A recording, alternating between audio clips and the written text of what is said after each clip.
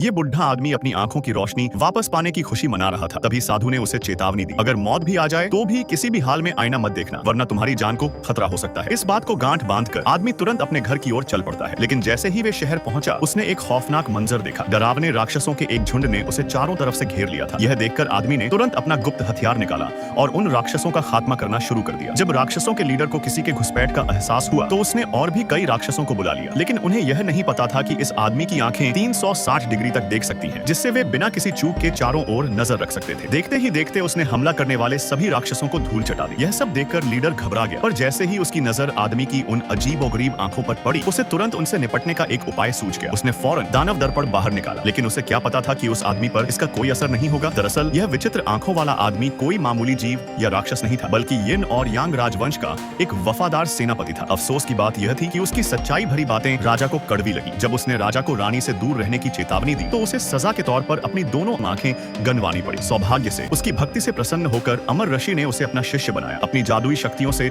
उन्होंने उसको आंखों की एक ऐसी जोड़ी दी जो ऊपर स्वर्ग के महलों को देख सकती थी, नीचे पाताल की गहराइयों को माप सकती थी। इन दिव्य आंखों की मदद से आदमी ने दुश्मन के चक्रव्यूह के केंद्र को ढूंढ निकाला। उसने अपनी पूरी शक्ति बटोरी और अपने जादुई अस्त्र से वार किया। पलक झपकते ही पर्दे के पीछे छिपा लीडर अपनी ही शक्तियों का शिकार हो गया। आग की शक्ति ने उसे घेर लिया और उसका शिष्य जो उसे बचाने आया था वह भी उसी आग में जलकर राख हो गया। ऋषि ने अपनी सारी विद्या और कई शक्तिशाली अस्त्र आदमी को सौंप दिए ताकि वह आगे का सफर तय कर सके। लेकिन जैसे ही वह प्राचीन दर्रे के पास पहुंचा, वहां जहरीली धुंध छाई हुई थी। पता चला कि राक्षसों के लीडर ने वहां एक घातक विष चक्रव्यूह बिछाया था, जिसने न केवल सेना को रोका बल्कि अनगिनत मासूमों की जान भी ली। आदमी ने अपनी शक्तियों से उस चक्रव्यूह को ध्वस्त कर दिया। मौका देखते ही राजवंश की सेना ने धावा बोल दिया और दर्रे पर कब्जा कर लिया। दुश्मन सेनापति ने हार देखते ही आत्मदाह कर लिया। जैसे जैसे सेना आगे बढ़ी, मुश्किलें और बढ़ती जा रही थी। चालाक राक्षस लीडर ने दो बड़े क्लेन के बीच दरार पैदा कर दी। इससे कल्ट लीडर क्रोधित हो उठे और उन्होंने अपने शिष्यों को विश्व प्रसिद्ध इमॉर्टल स्लेइंग स्वॉर्ड फॉर्मेशन बनाने के लिए भेजा। यह युद्ध इतना भयानक था कि साधारण योद्धा इसमें टिक भी नहीं सकते थे। अंत में महान योद्धा खुद मैदान में उतरे। उन्होंने अपनी एक सांस से 3 शुद्ध रूप वाली विद्या का उपयोग किया, जिससे कल्ट लीडर भी हैरान रह गया था। जब दुश्मन के बड़े शिष्यों ने हमला करने की कोशिश की तो महान योद्धा ने पलक झपकते ही उनके जादुई अस्त्र छीन लिए और उन्हें बंदी बना लिया। फिर भी कल्ट लीडर ने हार नहीं मानी। अंत में महान योद्धा को पश्चिम के 2 संतों की मदद लेनी पड़ी। चारों संतों की संयुक्त शक्ति ने उस अविनाशी चक्रव्यूह को तोड़ दिया। इस जीत के साथ ही राजवंश सेना के लिए आगे का रास्ता भी साफ हो चुका था।